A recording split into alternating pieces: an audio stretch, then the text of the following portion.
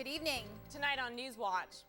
I'm Amanda Richardson, live in the studio, and coming up, temperatures may be back to where they should be this time of year, but some local crops didn't survive the recent heat wave. See how much the weather is costing one family and their business. Plus, as triple digits leave, the loss of crops are realized in central Illinois. Good evening and thanks for joining us. I'm Allison Twaits. And I'm Caitlin Channa.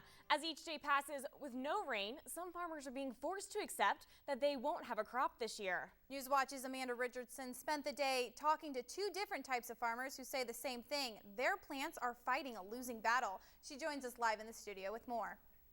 That's right, Allison and Caitlin. On Monday, the U.S. Department of Agriculture said nearly half of the corn in Illinois was rated at poor or nearly poor. And for one family of farmers in Coles County, they can only sit back and watch acre after acre wither away. In the 104 to 106 degree weather we had last week just pretty much cooked the corn. And the pollination is pretty much destroyed by the dried out tassels. And it's just a bad year. Brad Morgan is one of many farmers scoping out his dry, cracking, dying corn crop and realizing his crop will be virtually non-existent. It's trash, deer food.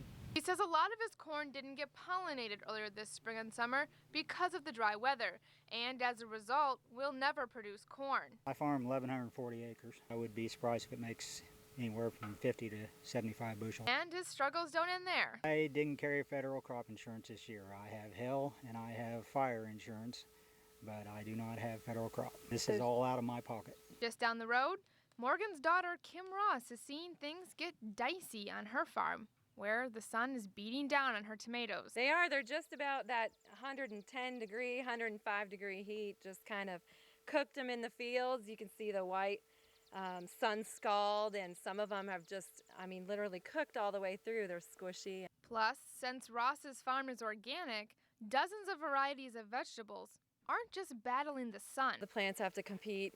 You have more weeds on an organic farm, and they have to compete with the weeds for nutrients and water. So definitely it makes everything, the heat and the dry is hard on everything. Despite their struggles, both Ross and Morgan are just trying to get by this summer while they hope for rain. I can weather this year, but I just don't want another year like this next year. Morgan says the corn planted in late March is doing better, but really needs help from the rain to fill out the kernels. But the corn planted in early April, when corn is normally planted, won't survive this weather. He says it won't be long before we see higher prices in the grocery store as a result. Live in the studio, I'm Amanda Richardson. Back to you at the desk.